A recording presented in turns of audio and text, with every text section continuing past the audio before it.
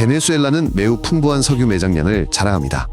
하지만 일반 상점들은 수년간 운영에 차질을 겪어왔습니다. 사람들은 밀가루, 쌀, 설탕, 화장지를 사기 위해 긴 줄을 서야 했습니다. 이는 수입이 줄고 국내 생산이 급격히 감소한 탓이었죠. 정부는 상품 가격을 인위적으로 낮게 책정했습니다. 이 때문에 많은 물건들이 사라지거나 중개인들을 통해 암시장으로 흘러갔습니다. 수도 카라카스는 지방보다 상황이 조금 나은 편이었습니다. 하지만 그곳에서도 사람들은 미리 물건을 비축해야 했습니다. 또 가능한 한 서로 물건을 교환하며 지냈죠. 사설시장은 이런 부족한 물품들을 부분적으로 채워주었습니다. 하지만 가격은 훨씬 비쌌습니다.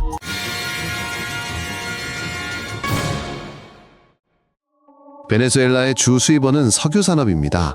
하지만 수출 수익은 오랜 기간 공장 파이프 전력망 현대화에 쓰이지 않았습니다. 석유 회사는 빚더미에 앉았고 많은 전문가들이 회사를 떠났습니다. 낡은 장비는 잦은 고장을 일으켰습니다. 생산량은 감소했고 정제 작업도 차질을 겪었습니다. 수입은 식량과 의약품 수입에 부족했습니다. 채권자들은 상환을 계속 요구했습니다. 경제는 달러 환율과 국제 유가에 더욱 의존했습니다. 재정 적자는 돈을 찍어 메워 꼬이는 물가 상승을 부채질했습니다. 2010년대 후반 베네수엘라의 인플레이션은 극도로 높은 수준으로 치솟았습니다. 2018년 연간 물가 상승률은 약 100만%에 달했습니다. 그 결과 상품 가격은 몇 주 또는 며칠 만에 바뀌었고 현금은 가치를 잃었습니다. 당국은 볼리바르에서 여러 번 0을 제거하고 새 지폐를 발행했지만 물가 상승을 막지는 못했습니다.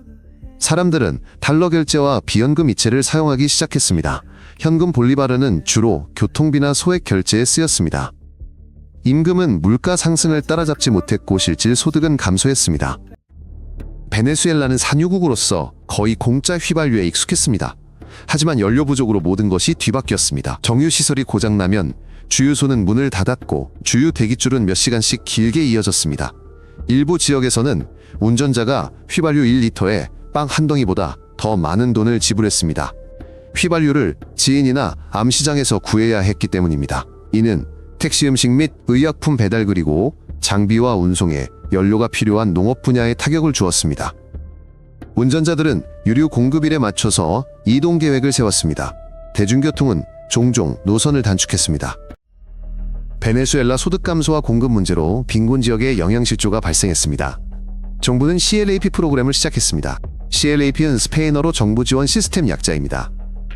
지역 기관들은 이를 통해 곡물기름통 조림을 정기적으로 배급했습니다. 키트는 항상 제때 오지 않았고 모두에게 충분하지 않았습니다. 그 품질과 영양은 자주 비판받았습니다.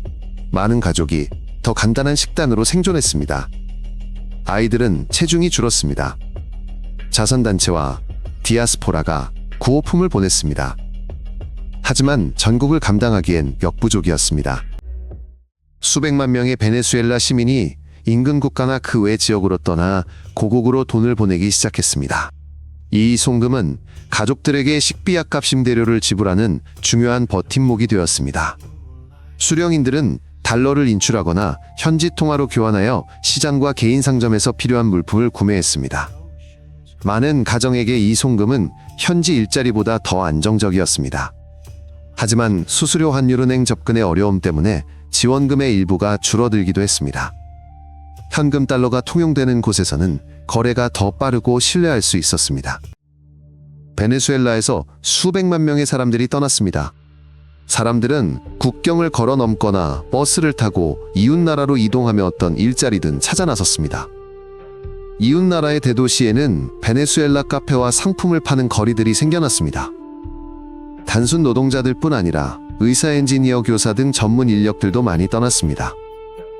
이런 전문 인력 유출로 본국의 병원과 학교 기능은 더욱 악화되었습니다. 남아있는 이들은 떠난 친척들의 도움을 바라거나 스스로 이주하기 위해 돈을 모았습니다. 국경 검문소에는 늘 긴 줄과 임시 캠프가 생겨났습니다. 베네수엘라 국립병원들은 약품 소모품 전문 인력 부족에 시달렸습니다. 진통제, 항생제 검사 키트가 항상 있었던 것은 아닙니다. 장비는 부품이나 서비스 부족으로 멈췄습니다. 전기가 끊기기 일쑤였고 발전기는 연료가 없는 경우가 많았습니다. 의사들은 대거 떠났고 대기줄은 점점 길어졌습니다. 사립병원은 더 나았지만 대부분의 사람들에게는 너무 비쌌습니다. 만성 질환자들은 해외 교민과 인도적 지원에 의존해야 했습니다. 사망률이 악화되었고 특히 어린이와 노인에게 심했습니다. 예정된 수술도 자주 연기되었습니다. 베네수엘라 교사들은 급여가 적었습니다. 결국 많은 이들이 일을 그만두거나 부업을 하며 학교에 불규칙하게 나왔습니다. 교과서와 종이는 부족했습니다. 컴퓨터와 인터넷도 자주 끊겼습니다. 아이들은 수업을 빠지는 경우가 많았습니다. 교통편이 없거나 심지어 가족들이 식사와 교복 비용을 감당할 수 없었기 때문입니다. 일부 지역의 학교들은 수업 시간을 단축했습니다. 대학생들은 다른 나라로 떠났고 이에 따라 과학연구실은 텅 비었습니다. 교육 시스템은 형식적으로 유지되었습니다. 하지만 교육의 질은 현저히 떨어졌습니다. 그리고 교육 과정은 종종 부분적으로만 진행되었습니다. 베네수엘라에서는 물품 부족과 가격 통제가 암시장을 만들었습니다. 암시장에서 휘발유약 수입 식품가 전 제품을 구할 수 있었죠. 하지만 더 비쌌고 보증도 없었습니다. 일부 상품은 인접국을 통해 밀수입되었습니다. 사람들은 메신저로 소통하고 마당이나 주차장에서 만났습니다. 개인 상점들은 자체 가격을 매겼고 종종 달러를 요구했습니다. 암시장은 부족분을 메웠지만 가격을 올렸습니다. 이는 외화 접근권이 있는 사람들과 없는 사람들 간의 격차를 심화시켰죠. 품질과 안전 관리는 미흡했습니다. 미국이 베네수엘라 국영 석유회사에 부과한 제재는 2019년에 강화되었습니다. 이는 수출과 결제를 제한했습니다. 외화 수입이 상당히 줄어들었고 장비 수리도 어려워졌습니다. 특정 시기에는 일부 거래에 대한 조건이 일시적으로 완화되기도 했습니다. 하지만 다시 강화되었습니다. 생산량은 하루 100만 배럴 미만으로 유지되었습니다. 투자 기술 그리고 숙련된 인력 없이는 산업이 빠르게 회복될 수 없었습니다. 희석제와 안정적인 전기 공급 확보가 여전히 핵심 문제로 남아 있었습니다. 베네수엘라는 석유에 연동된 아모와 페페트로 출시를 발표했습니다. 이를 결제 수단으로 활용하려 시도했습니다. 하지만 실제로는 시민들이 주로 달러와 스테이블 코인을 썼습니다. 페트로는 대중적인 결제 수단으로 자리 잡지 못했습니다. 정부는 마이닝을 때로는 허용하고 때로는 제한했습니다. 전력망 부담과 사기 방지를 이유로 들었습니다. 일반 시민들에게는 친척 송금과 현금 달러가 가장 신뢰할 만했습니다. 이러한 디지털 실험들은 부족과 저소득의 현실을 바꾸지 못했습니다. 장기적인 위기는 베네수엘라의 거리 범죄를 심화시키고 범죄 조직 활동 지역을 넓혔습니다. 일부 지역에서는 밤에 경찰 통제가 약해져 주민들은 외출을 삼갔습니다. 강도갈 취연료 밀수가 흔한 문제가 되었습니다. 동시에 도시들은 장기간의 정전과 심한 전압 강화를 겪었습니다. 이로 인해 교통이 마비되고 상점들이 문을 닫았으며 냉장고의 음식은 상했습니다. 2019년 전국적인 정전 사태는 전력 시스템의 취약성과 노후 장비 의존도를 드러냈습니다. 베네수엘라의 석유 수입이 줄어들자 남부 정글에서 금 채굴이 늘었습니다.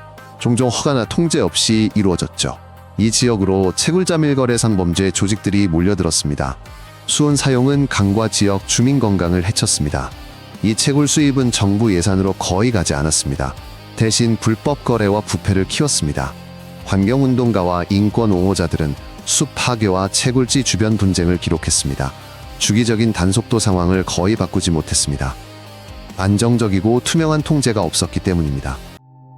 베네수엘라의 미래는 앞으로 세 가지에 크게 좌우될 것입니다. 첫째, 국내에서 공정하고 투명한 규칙에 합의할 수 있는지입니다. 둘째, 석유 채굴 및 정제에 필요한 투자를 유치할 수 있는지입니다. 셋째, 전기물, 교통의료 등 필수적인 기본 서비스를 복구할 수 있는지입니다. 투자 없이는 그리고 기술 접근성이 부족하면 성장은 제한적일 것입니다. 전력 중단과 희석제 부족 역시 계속해서 위험으로 남을 것입니다. 만약 실질적이고 효과적인 개혁과 재산권 보호가 이루어진다면 경제는 서서히 활력을 되찾고 떠났던 일부 사람들도 돌아올 것입니다. 그렇지 않다면 인구 유출은 계속될 것입니다. 이 내용이 흥미로우셨다면 새로운 소식을 놓치지 않도록 구독해주세요. 저희는 항상 간결하고 요점만 전달해드립니다.